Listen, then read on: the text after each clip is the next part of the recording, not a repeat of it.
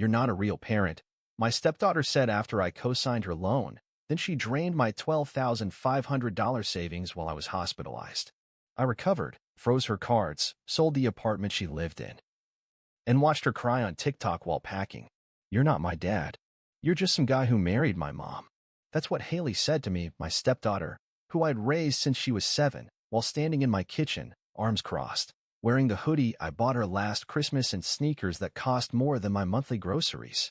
I just co-signed her student loan the week before. I don't know what hit me harder, the coldness in her voice, or the way she said it with no hesitation, like she'd been waiting to say it, like she believed it would sting more if it came out clean. My wife, ex-wife now, was in the background, silent, as always, not stepping in, not defending, not even blinking. "You think you're my dad because you paid a few bills?" Haley continued, smirking. "Newsflash, Mike, biology doesn't lie. I didn't say anything. Not then. Because if I opened my mouth, I was afraid of what might come out." What she didn't know was that I had just gotten out of the hospital 2 days earlier. A week-long stay after collapsing at work. A mild stroke, the doctors said, brought on by stress and high blood pressure. Years of grinding, giving, sacrificing. And while I was lying in a hospital bed, she was draining my account. $12,500. Gone. Savings I had quietly built. Emergency money. Rainy day cushion. Every dollar a small victory I never talked about. Gone. And now here she was, in my house, telling me I wasn't real. "I'll be out soon," she said, tapping her phone, already mid-text to someone I'd probably never meet. "Don't stress." Then she added, almost like an afterthought, "You can't kick me out anyway." Mom said the apartment's in her name. That part made me laugh. Really laugh. The kind of hollow, tired laugh that comes when you've already made your decision and you're just waiting for the moment to drop it. Because that apartment? It wasn't in her mother's name. It was mine. Paid off. Quietly. Over 10 years. While they laughed. While they borrowed. While they posted family selfies and cropped me out. She had no idea what was coming. And by the time she found out, it would already be too late. I wasn't her real parent? That line kept playing in my head for days. Over and over. Like a skipping record. Not real. Not enough. Just the guy who paid. She said it so casually, too. Like she hadn't been living under my roof for the past 11 years. Like I hadn't sold my truck to pay for her braces. Like I hadn't pulled double shifts to afford her private dance school after her mom, my wife, lost her job and said, "She needs this. Mike, please." Let me rewind for a second. I met Claire when I was 32. She had a daughter, Haley, who was 6 at the time. Shy, serious, always watching people like she was waiting for someone to disappoint her. I liked her. I still remember the first time she fell asleep on my chest during movie night. I didn't move for 2 hours. Just let her sleep. Claire said she hadn't done that with anyone since her real dad left. Yeah, left. The guy disappeared to Arizona and sent Christmas cards for 3 years before vanishing for good. And I was the one who showed up at every recital. I helped with math homework, packed lunches, picked her up from sleepovers when other parents were late. I was there. But none of that mattered. Because to Haley, and eventually to Claire too, I was just convenient. And when things are convenient, they're disposable. It started subtly. Gaslighting in lowercase. Claire would forget to pay the water bill, and I'd cover it, again. "I thought you took care of it," she'd say. When Haley cracked the screen on her MacBook and I hesitated on replacing it, she rolled her eyes and said, "If it were your real kid, you'd fix it in a second." Then came the loan. Haley got into some fancy grad school in New York. Claire cried. She made it, Mike. Can you believe it? Except Haley had maxed out her student aid and needed a cosigner for the remainder. Claire didn't qualify. Credit wrecked. Guess who did? I hesitated. For 3 days. Thought about it. Called my bank. Asked questions. And Claire? She weaponized silence. Slept in the guest room. Wouldn't answer texts. Haley barely looked up from her phone at dinner. Then I got sick. I collapsed in the break room at work. Taken to the ER. Admitted. A mild stroke, they said. Caused by stress. I was 43. While I was hooked to machines, they took my wallet. They didn't steal it, no. That would have been too obvious. But my debit card was in my nightstand, and Claire knew the PIN. And Haley? She had access to the shared online account. I gave her a card when she went to undergrad, just for emergencies. I came home and noticed something strange. My online banking app wouldn't log in. Password reset. Weird. I tried calling Claire. No answer. Haley didn't reply either. Then I called the bank directly. My savings, $12,500, was gone. In 5 days. Claire later said it was 4 emergencies. That the water heater broke. That Haley needed to pay her rent. That the cat had surgery. We didn't have a cat. When I confronted Claire, she didn't even blink. Do you know how stressful it was for us while you were in the hospital? She said. I did what I had to do. And Haley? I asked. What did she do? She cried. She thought you were going to die. She was scared. She spent $8,000 on Amazon while I was unconscious. She needed comfort. And then, the text came. From Haley. I know you're upset. But none of this would have happened if you planned better. I'm still figuring things out. You're supposed to help. That's what parents do. Real or not. Real or not. That's when I stopped calling. I didn't shout. I didn't argue. I started digging. First, I called the loan company. Haley had missed 2 payments already. Guess who they were emailing? Me. Then, I went to the shared apartment. Claire's name wasn't on the deed. I knew that. I kept it quiet all these years, partly out of laziness, partly out of some ridiculous belief that they wouldn't screw me over if I kept giving them stability. The fridge was empty. Half of my records were gone. My emergency folder, the one with my will, account numbers, insurance policies, had been moved. Claire said she was just organizing. And then she dropped the final bomb. We think it's time Haley lives here full-time. You're not exactly healthy anymore. You should downsize. Be realistic. She said it like she was doing me a favor, like she expected me to hand over the place, keys and all. That same week, Haley posted a TikTok. She was dancing in the living room. My living room. Caption said, manifesting my main character era #blessed #girlboss. I read the comments. One stood out. Isn't this your stepdad's place? Her reply. Not anymore. The text came at 9:42 a.m. on a Wednesday. Hey Mike, I need to talk. Can we meet tonight? Just me. Not Mom. I stared at it for a full minute. Haley hadn't texted me directly since the not a real parent incident. She had posted 3 TikToks, though one of them was a get ready with me to serve main character energy set to some hyperpop nonsense, filmed in my hallway mirror. I didn't answer right away. I already had plans. Because what she didn't know was that I'd been planning this night for 2 weeks. I replied with the time and place. 7 p.m. The apartment. The one she thought was hers. She showed up late. Of course. Faux leather jacket, sunglasses, and iced coffee in hand despite it being dark outside. She looked around like a stranger in a hotel lobby.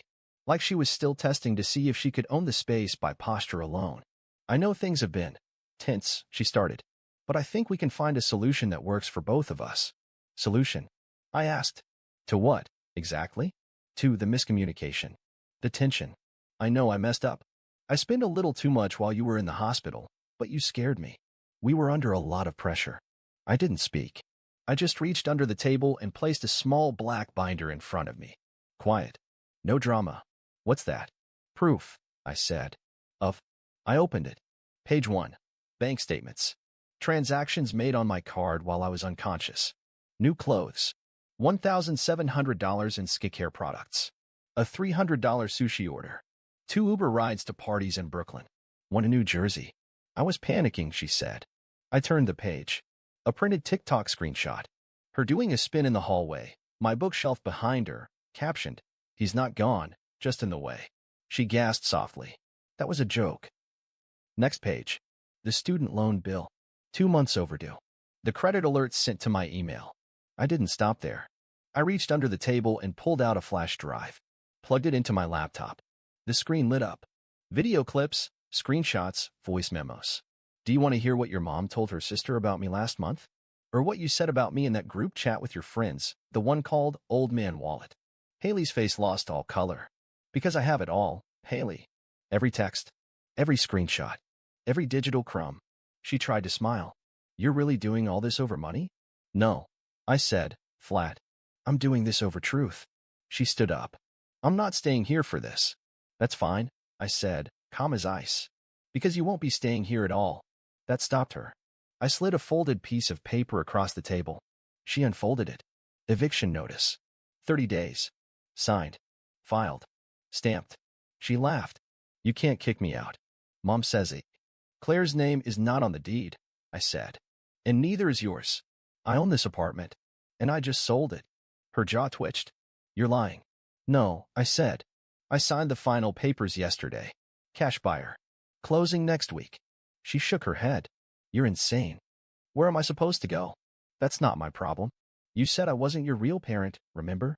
She just stared at me. And then I went for the final strike. You told your friends I was a pathetic joke.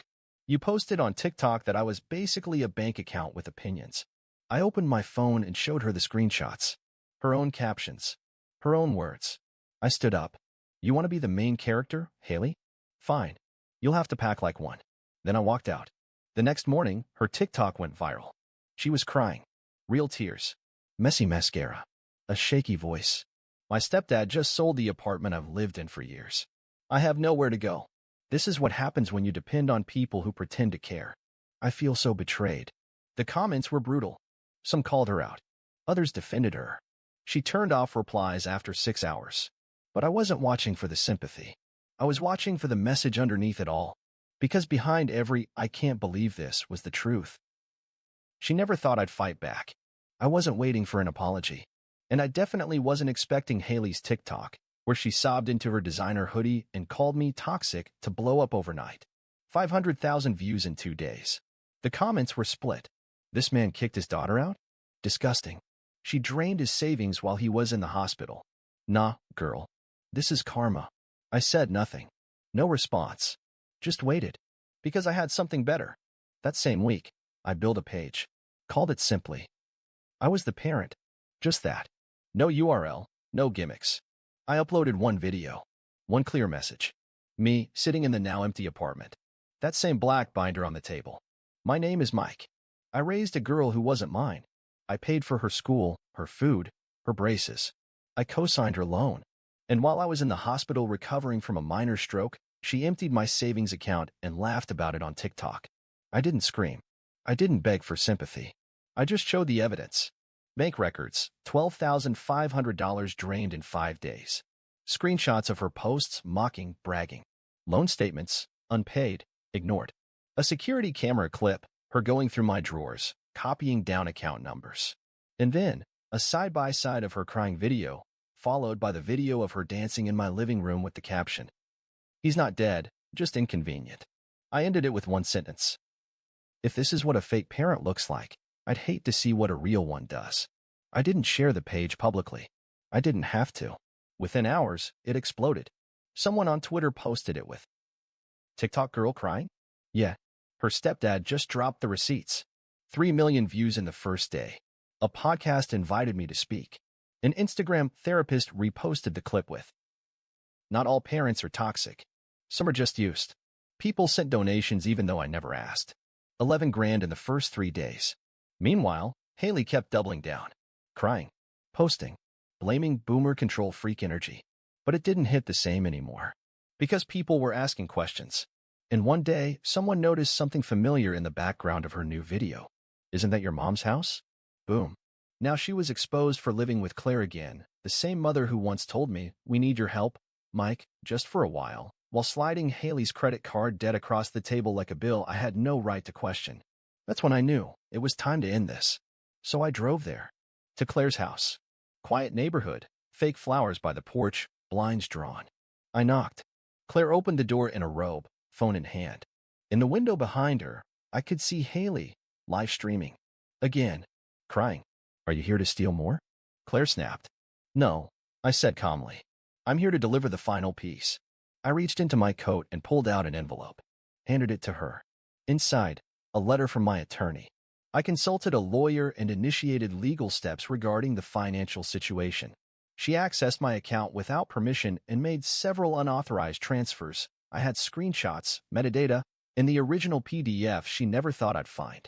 She'd made one fatal mistake, leaving drafts in my laptop's autosave folder. Claire went pale. Haley came outside midstream, still filming. "He's actually suing me," she shouted to her audience. "My stepdad wants me in jail. He's ruining my life." And then, the twist I didn't plan for. A car pulled up at the curb. Black sedan. Out stepped Alex, my younger brother. We hadn't spoken in 6 years. Not since he called me soft for raising someone else's kid. He walked up to me and said, loud enough for Claire and Haley to hear, "I saw the page, Mike. My daughter follows her. She showed me everything. You did the right thing. And I'll testify if it comes to that. Haley froze midstream. What? You two? You're all turning on me? No, I said. We're just done pretending you're the victim. And with that, I left. Back to my new apartment. The one no one had keys to but me. Quiet. Minimal. Clean.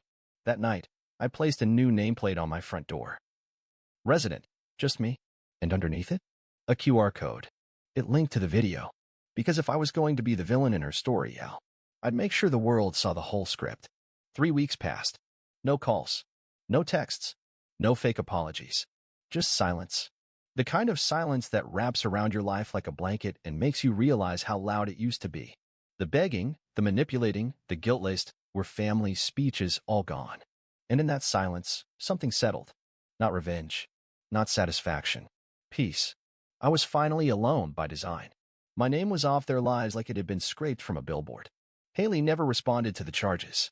Her lawyer, public defender, from what I heard, filed a motion to negotiate. I wasn't interested. Let the process work. She wasn't going to prison, probably, but she'd carry that record. That scarlet letter of, oh, you're that girl, for the rest of her adult life. Employers would ask. Landlords would pause. And she'd have to explain. Over and over again. Not my problem. But there was one person left. One chapter one hadn't closed. Claire. My wife. Technically, still my wife. She hadn't filed. I hadn't either. Maybe part of me thought she'd break first. Maybe part of her thought I'd come crawling back. But after everything, the betrayal, the silence, the way she let Haley destroy me while standing in the doorway and sipping wine, there was nothing left. Until one Tuesday afternoon, I got an envelope in the mail. Claire's handwriting. Inside, one photo and one note. The photo was old. Me, Haley, and Claire at a 4th of July barbecue years ago. Haley's face smeared with ice cream, my arms around her like a shield.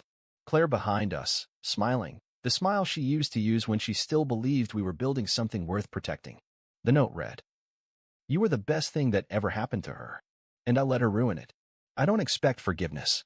I just want you to know. I remember who you were before all of this. And I'm sorry I became someone who didn't protect that version of you."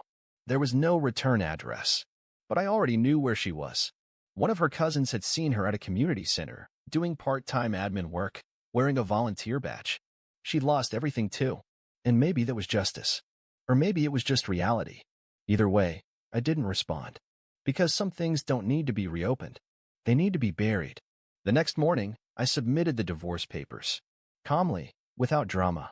A week later, the buyer finalized the sale on the apartment. I got the wire confirmation, the same account Haley once emptied. Except this time, it was full. Secure. Locked. I took a deep breath and looked around my new place. Then I did something I hadn't done in years. I booked a trip. One-way ticket. Tokyo. I'd always wanted to go.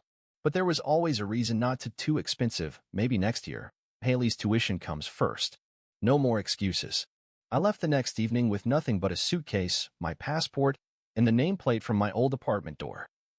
Resident. Just me. It sat in my carry-on like a trophy. A quiet reminder. And that's not the end. Because the twist? On my 3rd day in Tokyo, I checked my email. Hundreds of messages. Comments. Shares.